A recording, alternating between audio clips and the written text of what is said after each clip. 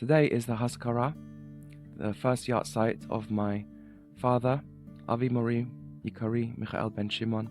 May his memory be a blessing. May this shiur be le'ilu nishmato.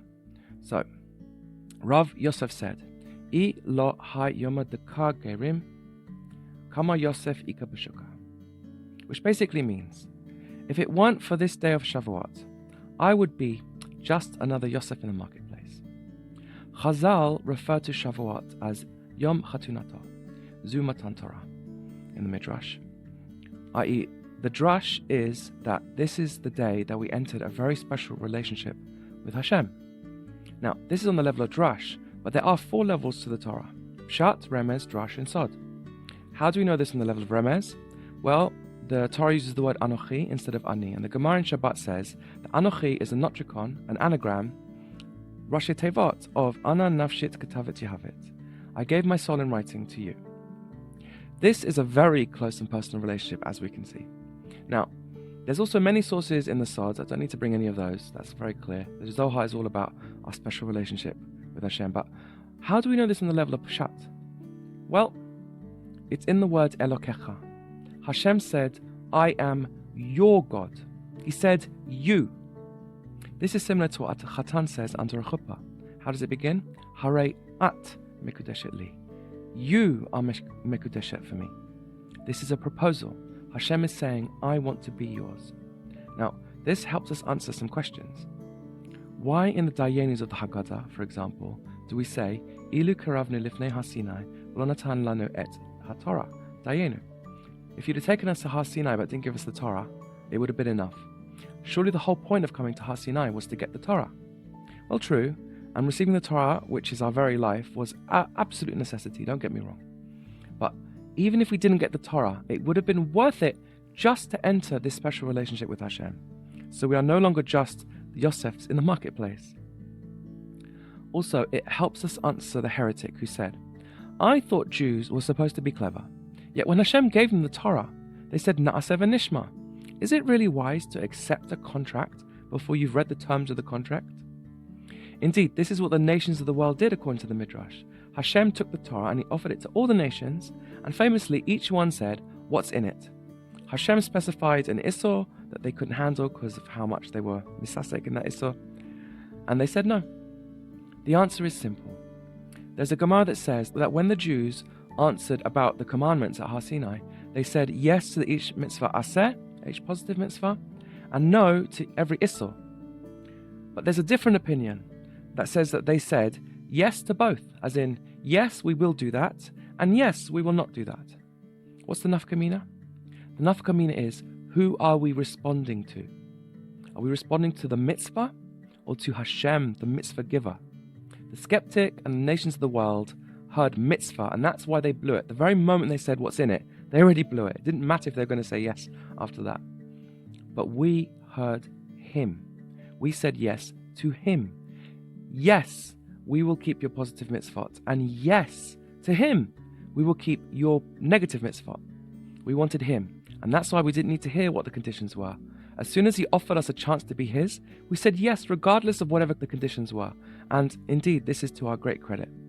We heard Hashem propose a personal relationship, and we said yes. What's the difference what the relationship will require? Yes, we want to be yours. What will it take to be yours? Whatever. If that's what it takes to be yours, then that's what I want. However, since then, there has been a problem. A couple of weeks ago, right after Behar, Hashem said something very haunting. He said that if you walk with me with Keri, i.e. meaninglessness, or as my friend likes to translate it as whatever, and I know I just said that, so that's key, I will walk with you with meaninglessness. What's this about? This is what I think it means. When we got praised for saying Na'aseh v'nishma, we let it go to our head.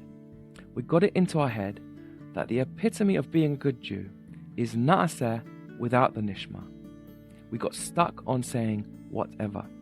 Now don't get me wrong, on the basic level, the pshat, we did listen. We did get to the nishma. That's all of halacha. This is to our infinite credit. Our chachamim were superheroes in transmitting and developing Hashem's halacha. We've learnt them diligently and performed them for thousands of years. The Jewish people are a miraculous nation.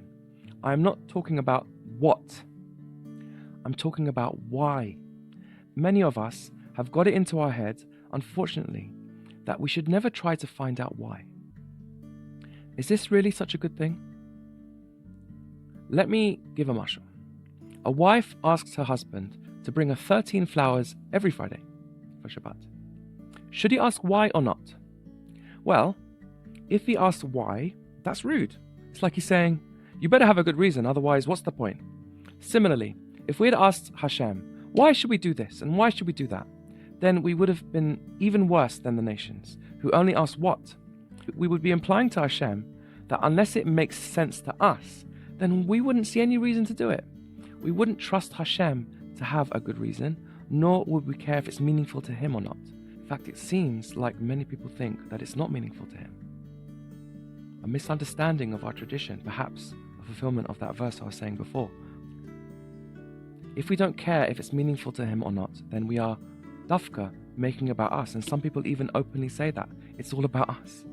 It's like the husband whose wife asks him to tell her when he's going out of the house, and he says, why should I? I don't feel like telling her, so I don't see why I should. I don't see any reason why I should. So you might conclude, therefore, that the husband should never ask why. He should just loyally bring her the 13 roses without question.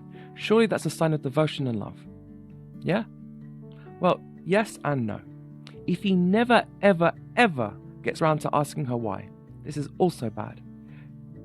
There is a way to ask that is not coming from selfishness, but coming from a desire to get to know his wife. Why do you like roses? Why on a Friday?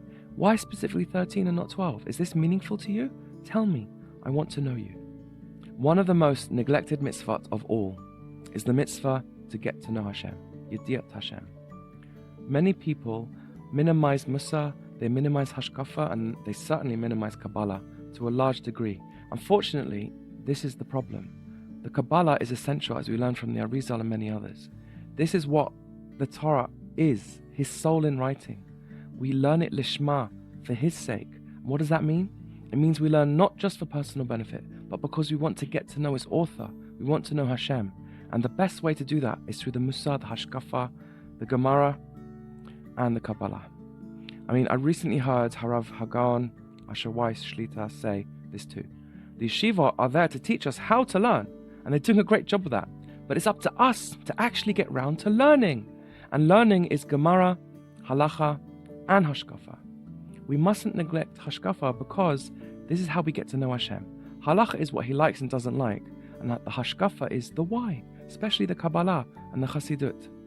And the Gemara and the Midrashim and the Zohar are the root of both of these things. And now, of course, this was said by many Gedolim in recent times, including Rav Yav Komenetsky, Rav Gifter, the Lubavitcher Rebbe, and many more. The Ben Ish Chai saw Kabbalah and Halacha as one, not two separate subjects. We can't just learn Halacha on its own. We have to also develop our knowledge and our feelings for Hashem. We're in a relationship with him, a personal, special relationship. This, I think, is why he held a mountain over our head. Don't just say, all excited and inspired, yes, whatever you want. This is essential to him. Like we say, he needs us, and he needs us to know him. That's his purpose in creation. The Zohar, the Ramak, the Arizal, the Or HaChama, the Vilna Gaon, they all screamed at us that we bring sorrow to the divine if we neglect our studies of Hashkafa, especially the Kabbalah, which is something every Jew is obligated to strive to learn, to whatever degree they are able, not just the elite. This is how we get to know Hashem, and we shouldn't just say, we can't know. We can't remain deliberately ignorant. We will be judged for that. There is an endless ladder of knowledge available to us about Hashem, and it is enough to fill our eyes with light, our hearts with love, and our soul with desire for our entire lives. And nowadays especially, there's so much available, even in English. There's no excuse. We said Na'aseh, and now it's time for us to really, really say Nishma, like never before. We hasten the Mashiach, and we bring laughter in heaven when we learn in order to get to know Hashem. And as we know, the last Beit HaMikdash was destroyed simply because we stopped doing that. We stopped saying Baruch Atah when we learn Torah. We stopped making it about you, Hashem. This Shavuot, let's correct that, and Hashem will speedily rebuild Yerushalayim. B'mriya b'ameinu. Chag Sameach.